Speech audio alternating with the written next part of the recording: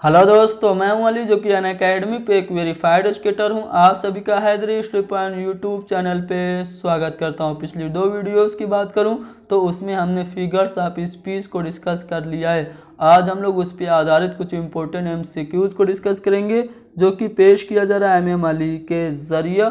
आप लोग मुझे अनअकैडमी पे फॉलो कर लीजिए और मेरे यूट्यूब चैनल हैदरी स्टूडेंट को सब्सक्राइब कर लीजिए। यहाँ से आपको उर्दू के सभी फ्री मटेरियल आसानी से दस्तयाब हो जाएंगे और हमारे इस वीडियो को ज़्यादा से ज़्यादा शेयर कीजिए। तो चलिए शुरू करते हैं।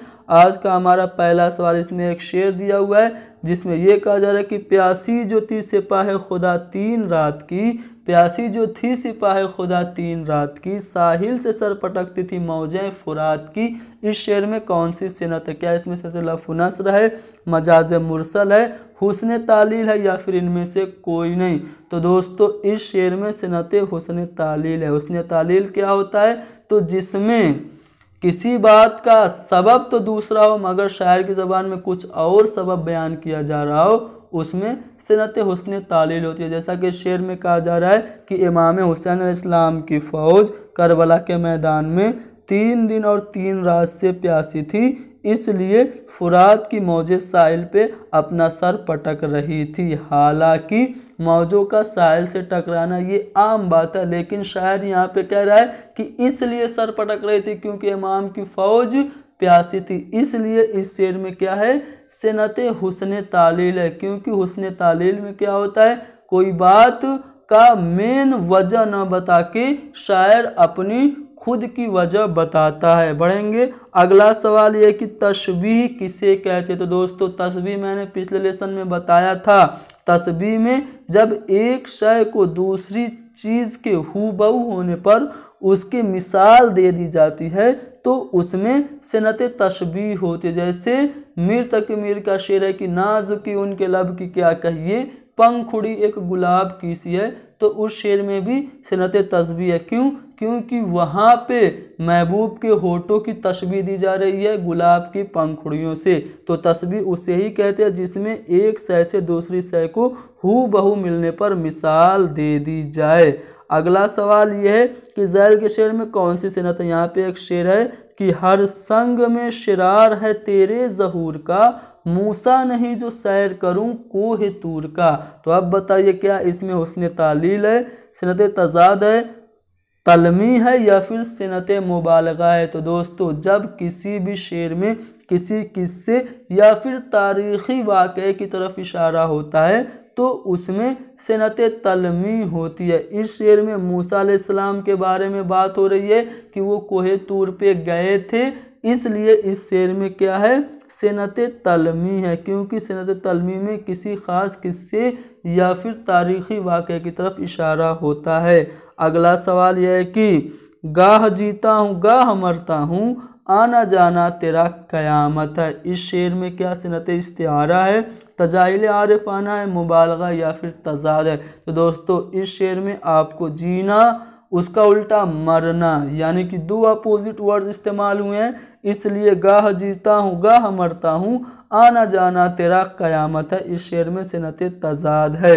अगला सवाल है कि अहमद शेर की तरह दौड़ता है, इस जुमले में मुशब्बिहा बिह कौन सा है? दोस्तों यहाँ पे अहमद को शेर की तरह कहा जा रहा है, यानी कि अहमद की जो दौड़ने की रफ्तार है वो शेर के जैसी है ऐसा बताया जा रहा है।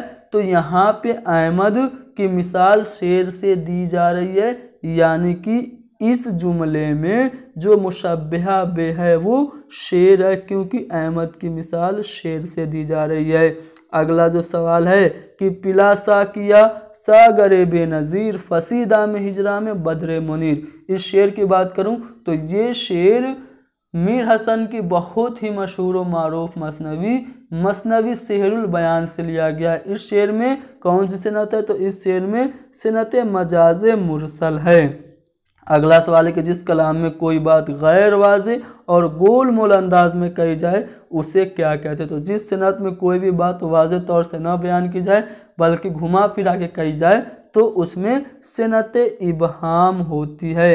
अगला सवाल ये है कि इस गैरत नाहैद की हर तान है दीपक, 16 सा लपक जाए है आवाज़। तो देखो अगर मैं इस शेर की बात करूं तो इस शेर में गैरत नाहैद की हरतान को मुशाबिहत दी जा रही है दीपक यानी कि शमा से, इसलिए इस शेर में सिनत तशबीह है। अगला सवाल यह है कि कलाम में किसी किस्से की तरफ इशारा करना क्या कहलाता है। तो मैंने अभी बताया था इसी लेसन में कि जब हम लोग कलाम में किसी किस्से या फिर तारीख़ी वाक़े की तरफ या फिर किसी इल्मी इस्तिलाह की तरफ इशारा करते हैं तो उसमें सिनत तलमी होती है। तो जब भी किसी किस्से की तरफ इशारा हो तो आपको समझ लेना है कि उसमें सिनत तलमी है। जैसे कि एक शेर है कि बेखतर कूद पड़ा आतिश नमरूद में इश्क, अक्ल है महवे तमाशाए लबे बाम अभी। तो इकबाल के इस शेर में भी सिनत तलमी है। अगला सवाल है कि जिस शेर में किसी लफ्ज़ का तसलसल के साथ या मुकर्रर इस्तेमाल हो वो बलागत की कौन सी सिनत कही जाती है। यानी कि किसी भी लफ्ज़ का बार बार इस्तेमाल हो, तसलसल के साथ इस्तेमाल हो तो उसको क्या कहते हैं, तो उसको हम लोग सिनत मुशाकिलत कहते हैं। अगला सवाल यह है कि किसी शख्स या किसी चीज़ को ख़ास वस्फ में किसी दूसरी शख्स या चीज़ के मानिंद बताया जाए तो उसको क्या कहते हैं। जैसे मैं कहूँ अली शेर की तरह बहादुर है तो उसमें क्या हो जाएगा, अली की मुशाबिहत की जा रही है उसकी बहादुरी की वजह से शेर से, तो इसलिए इस जुमले में क्या है, सिनत तस्बीह। तो जब किसी भी शख्स या किसी भी चीज़ को उसकी ख़ास सिफत की वजह से किसी दूसरी चीज़ या शख्स के जैसा बताया जाए तो उसमें सिनत तशबीह होती है। तो यहाँ पे हमारा डी वाला ऑप्शन सही हो जाएगा। अगला सवाल है कि तजाहिल आरिफाना की सही तारीफ़ क्या है। दोस्तों तजाहिल आरिफाना क्या होता है, जानबूझ के अनजान बनना।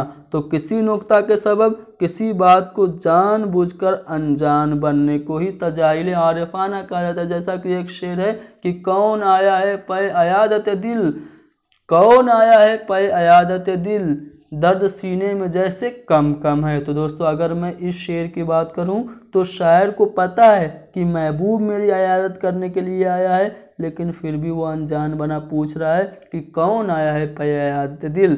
तो इसलिए शायर जानबूझ के अनजान बन रहा है, यानी कि वो तजाहिल आरिफाना कर रहा है। तो तजाहिल आरिफाना होता ही वही है जिसमें शायर जानबूझकर अनजान बने।